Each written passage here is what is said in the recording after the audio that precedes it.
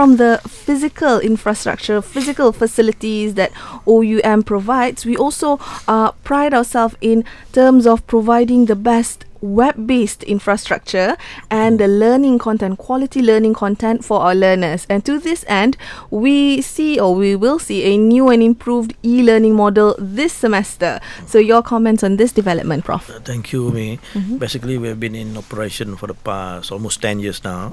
And over the past 10 years, we have developed close to 900 printed modules, but the number of learning objects or the number of e-content is still much to be desired.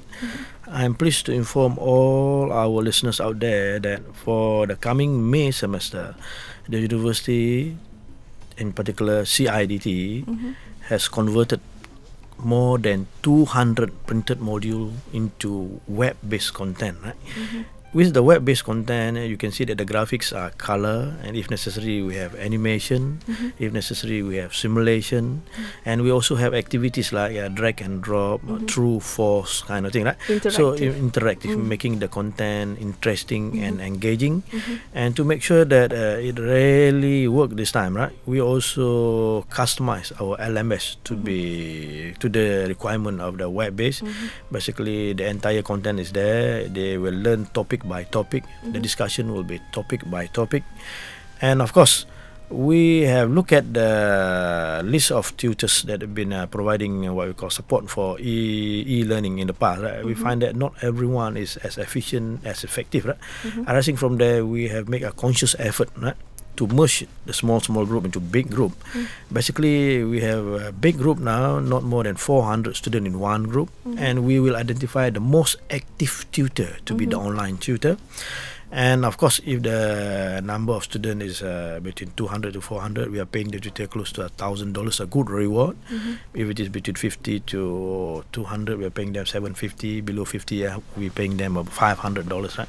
So with web content, a new LMS interface, a new reward system for our online tutors, we believe that we could have a working e-learning model.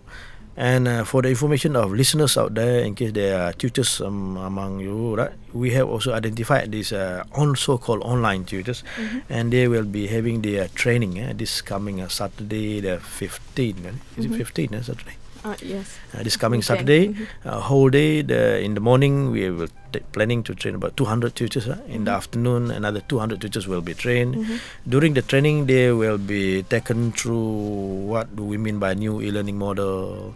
They will be given example of web-based content. They will be given example of the forum, and then they will be told clearly what is expected of them. Right. So basically, in a nutshell, we expect them to respond to the question, to the queries by the learners within 48 hours. Right? Of course, with the new LMS, right, we have the facilities to monitor how active the students are, right? Which part of the content they have read, and so on. Right? So we can monitor the student activeness, we can monitor the tutor's activeness, and we're hoping to do the appropriate intervention for the student as well as for the tutors. In addition to the web-based content, most of the courses will also have a FAQ, a frequently asked question. For each of these courses, we have asked our SME to develop FAQ, so that before you post any question on the forum, I strongly recommend you to browse through the FAQ. And it is our intention that at the end of each semester, the tutor will be required to enhance and improve the existing FAQ, meaning to say that we are now going to mine the data available in the LMS for the benefit of subsequent learners in the subsequent semester. In the past, we have not been doing that, which is a real pity. Because the discussion that has been going on in the past is just there. Yes. It's not used for future reference. Yes. Okay.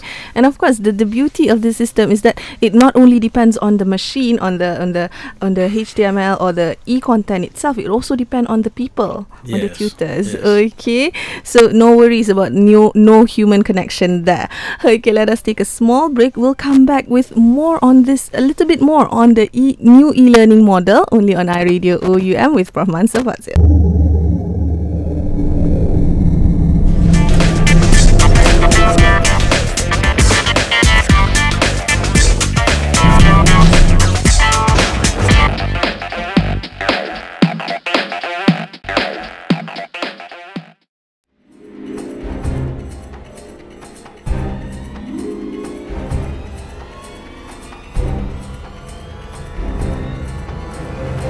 iRadio OUM roaming across your mind. Thank you so much for still tuning in to iRadio OUM. Okay, you tuned into the special interview with our Senior Vice President, Professor Dr. Mansor Fadzil. Okay, now before the break, Prof. Mansor had shared with us about the new e-learning models, the changes, all the improvements to the older learning model that we had. Okay, now of course with this new e-learning model, we also see some improvements or some changes or modifications in terms of our assessment methods as well. Now, Prof, maybe you can share with our listeners some of the changes that are in place in terms of assessment. In order to provide quality education, of course we need quality learning material. We need quality tutors to provide tutorial, and last but not least, of course, we need quality assessment. Some of the changes that will be implemented in the May semester is with regard to the assignment. Okay, we have requested the dean and the subject matter expert to come up with interesting, more challenging kind of what we call assignment question. We want to have more open-ended, no specific answer kind of assignment question that will test the knowledge of our learners, that will challenge our learners to think openly, to be creative, innovative, and so on. And for the coming May semester, we require all learners to submit their assignment online, right? So that we can conduct plagiarism detection. Okay, hopefully that will deter our students, small minority of them, from resorting to this unethical behavior. And also, with the coming new semester, we will have a number of rubrics, so as to enable the grader to grade the assignment in a more objective manner. Okay, and with this online submission, the university also has got the freedom to assign whoever fit to actually grade the assignment. So it not necessarily be the face-to-face tutor to grade the assignment. And hopefully we can overcome the issues of assignment mark not coming in on time, assignment not being graded on time, loss of assignment, and so on. Right? So we are hoping to overcome that one. And of course, over the past 2 or 3 semesters, we have introduced changes in the form of MCQ, multiple choice question. Most of our courses now will be assessed through MCQs. Some courses entirely on MCQs. Some will be a combination of MCQs plus short essay. Right? So for those courses where we feel that it is important for the learner to demonstrate their capability to write, to put the ideas, the thought across, right? In essay form, right? Then we'll still maintain the essay form. But we are of the opinion that MCQs, if it is well developed, right, if it is well taught, can provide a challenging assessment to all learners. And our experience over the past 3 or 4 semesters indicate that it is a good tool, in particular in the context of ODL, where we have a large number of students, right? And also with the provision of what we call this practice question and so on, right? So the learners can test their understanding before they come for the midterm exam, final exam, and so on. And over time, I think we will have a pool of items to be put in our item bank, right? Then perhaps we can implement examination as and when you require. Right? With this on-demand kind of exam. Right? With the question bank, we can do that. And I would like to impress upon all our learners that whatever we do, we want to make sure that we produce quality graduates. So when they come to study at OUM, right, they will be subjected to all kind of assessment instrument, right? Assignment, lab, MCQ, short essays, long essays, and so on, right? So that by the end of the day, after they have graduated from OUM, we hope that they have developed enough skill, right?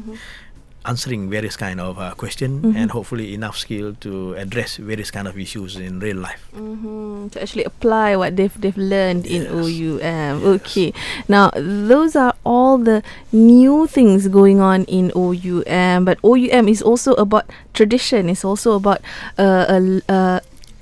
frequent or not, an activity that we had at almost every year since we started. Now, one of the university's most cherished activities every year is, of course, our convocation ceremony. Okay, and usually we have one or two at the most of every year, but this year we have 3 convos. Now, Prof, can you share more about these convocations with our listeners? Okay, thank you, Umi.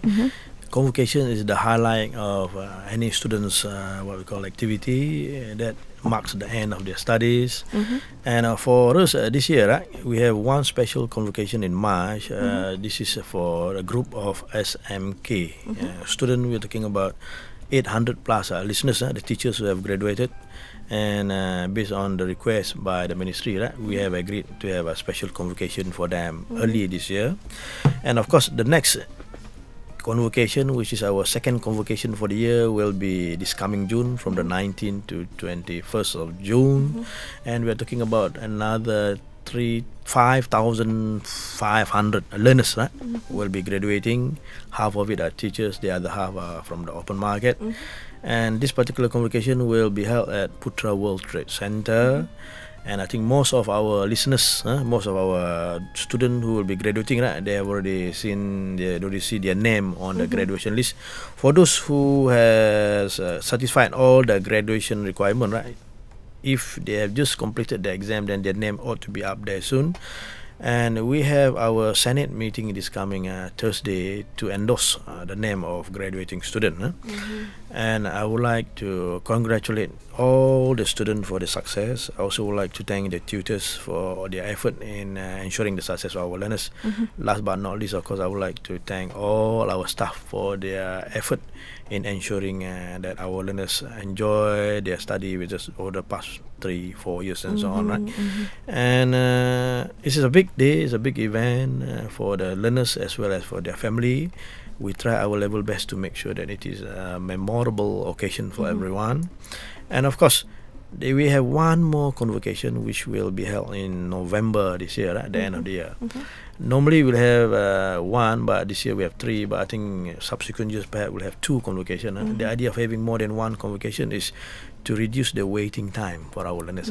So they shouldn't wait more than 6 months after they have completed everything for their graduation.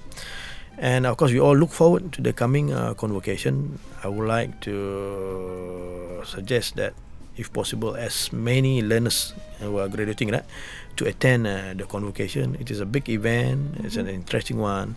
It is the highlight of your life, I believe, and it is something that we ought to cherish and remember for the rest of our life. It is a celebration of your success. Yes. Okay, now let us take a small break. Prof Mansor will still be with us. Now he will share. After this, he will share about new programs at OUM. If you're interested to know what are those new programs, you need to stay tuned to iRadio OUM.